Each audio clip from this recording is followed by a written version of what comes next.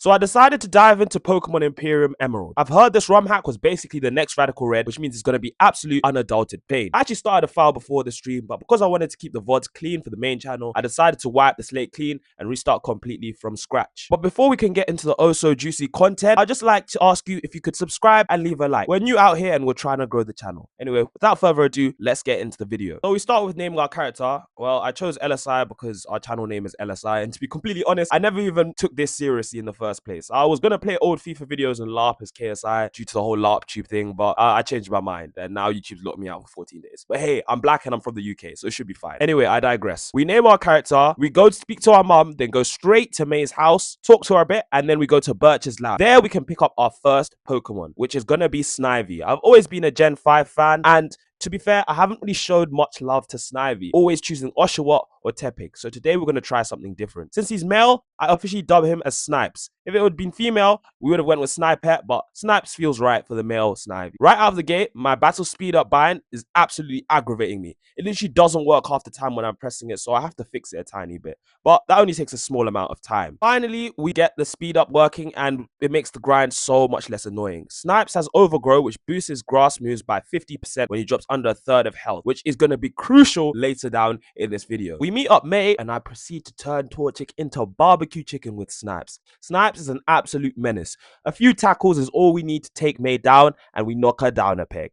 After doing that, she takes us back into the lab where we collect our Pokeballs and our Pokedex. And now we're finally free. We can catch some Pokemon. And that's exactly what we do. It's time to build the early game squad. I wasn't strictly Nuzlocking, but I wanted to grab the first encounter on some of these routes to see what the hack had to offer.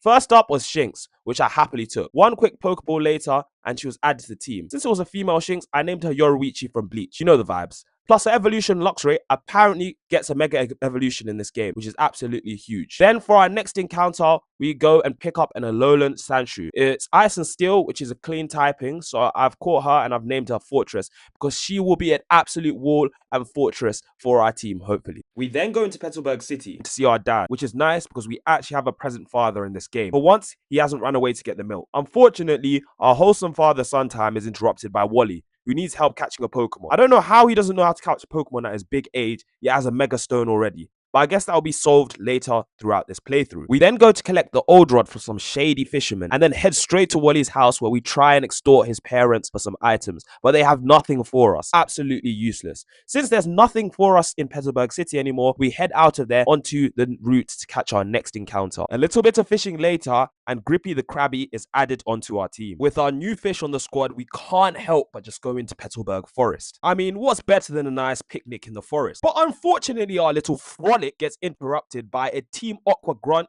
who's harassing this businessman. So you know we have to take care of him in good fashion. We put quick work on him, decimating the grunt with our team, get thanked by the businessman, and make our way onto Route 104 where we meet our next encounter, Katana the Starly. If her attacks are as sharp as her name, I'm sure we'll be in good stead. You'd think after all of that we can make our way safely into Rustboro City, but as we're crossing the bridge, we're stopped by none other than Dawn. What's she doing here? Isn't she meant to be in Sinnoh? Well, she says that she knows May and challenges me to a Pokemon battle. The fight is a little bit rough, but nothing to worry about. Snipes takes care of the Baneri easily with just a few attacks. And our girl, Yoruichi, learns Baby Doll Eyes. Trust me, this move is goated. The next Pokemon she sends out is Noibat. This is quite the annoying matchup for Snipes, so we switch him out in favor of Fortress, who's carrying a death sword of a weapon in the move Ice Shard.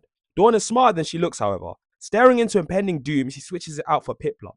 Yoruichi is supposed to finish what Fortress never got to start, but unfortunately is taken out with a Bubble Beam. Snipes, angry about his fallen teammate, uses a mighty Mega Drain. Piplup tries to cling on to life with an Oran Berry, but it's not enough. With nowhere else to turn, Noibat has to return back onto the field, and it can't escape the solid foundations of Fortress, who Ice Shards to finish it off, taking the win as Dawn is defeated. With Dawn out of our way, we enter into Rustboro City, where we go to the trainer school to acquire the Quick Claw in a quick fashion. With that out of the way, we make our way onto the route where we encounter a Magby. This Magby is so flipping annoying. As you can hear, I'm getting agitated even thinking about it. Does it have a catch rate of 5.9%? Yes, it does, because this thing did not want to be caught. In the end, we had to kill Magby, and good riddance, because if you don't want to be on our team, then we don't want you here. Fortunately, some of our teammates still loved us. Yes, Katana the Starly evolved into a Staraptor, and Yoruichi the Shinx evolved into a Luxio, bringing us the much deserved firepower that we needed, because the up and coming fight with Candice was not going to be easy. Because our good friend Magby rage baited us and decided not to get caught, we didn't have anything to deal with Candice's ice types. Therefore, my strategy depended on my two Intimidate users. Yoruichi with Intimidate and Baby Doll Eyes managed to lower the attack of any of her incoming Pokemon. The strategy was then to chip away at the rest of her team with my attacking moves, and because she wouldn't do much damage, I'd be able to survive some of her lethal super effective attack. But this didn't pan out too well. Despite getting in my Intimidates, she'd switch Pokemon, resetting her attack stats. This, combined with not having any heavy hitting powerful moves to take on any of her ice types, meant that I was just subject to an absolute beating. And yeah, as you can see, she's pummeling me. This was really a wake-up call, because so far I'd found the game not easy but not hard. I found it in a medium sweet spot, but this really showed me how quickly things could scale out of my control. So I took my L on the chin, headed to the Pokemon Center, and then went back out in the fields to catch a Pokemon that could make a difference. And well, what do we behold here? I encountered a Magby, except this time it wanted to be caught. Yes, ladies and gentlemen, I did it. I caught the Pokemon with a 5.9% capture rate. Welcome Morty to the team. And let me tell you, Morty put in work against Candice, absolutely obliterating her ice types with its fire type moves. Insert burning montage music. Burn, burn, burn, burn. Morty, burn them all. Burn, burn, Morty, burn. Burn, Morty, burn. So yeah, pretty much Morty burnt like half her team, and then Fortress came out and did a little bit of work on the side to take care of Candice.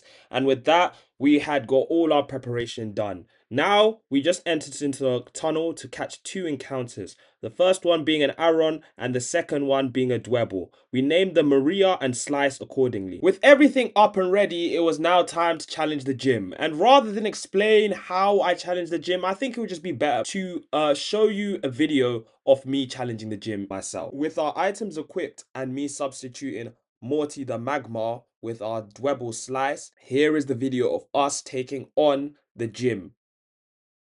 Okay, guys. Oh, Rhyhorn first. I don't know what move this Rhyhorn has, but we will go for the Bubble Beam. This should do ×4 damage if it hits. Withdrawing, yep, into Nose Pass. Super effective. I wanna test the Nose Pass and see what the Nose Pass has, because I'm not sure what the Nose Pass has, so we're gonna send Slice. Slice is just meant to be the brick wall here. Does it have good defense? Slice cannot be sturdy, so it can't be knocked out. We can't be knocked out in one hit, and you know, so we can see what has T-Wave. Okay, so I see what type of person you are. Should be able to bulldoze. Rock Blast shouldn't do anything. How many times is it gonna hit? Twice, that's alright. Slice goes with a bulldoze. Excellent. Lowered its speed. He's using Orange Berry or Berry Juice. Flip. Go to the bulldoze again. Speed's lowered. Gonna get hit by a Rock Blast. Once. Twice. Alright. We need a good pivot that can take a Rock Blast. Who here is absolutely taking a Rock Blast? It would have to be Snipes. I feel like Snipes can take a Rock Blast. Yep. And because we're faster, we should be able to recover our HP. Don't hit us too many times. Yep. And then Snipes can just Mega Drain from here. And we can take out the Nose Pass. Alright, we've taken out one so far. Next is Gligar. Bit problematic. Let's see. Hey Siri, what's Gligar's weakness? Gligar's a ground flying. You don't have a nickname listed for Go-Go. Oh. Gligar's a ground. Is it flying? I think it's a ground flying. So it should be weak to water and rock type moves, no? So,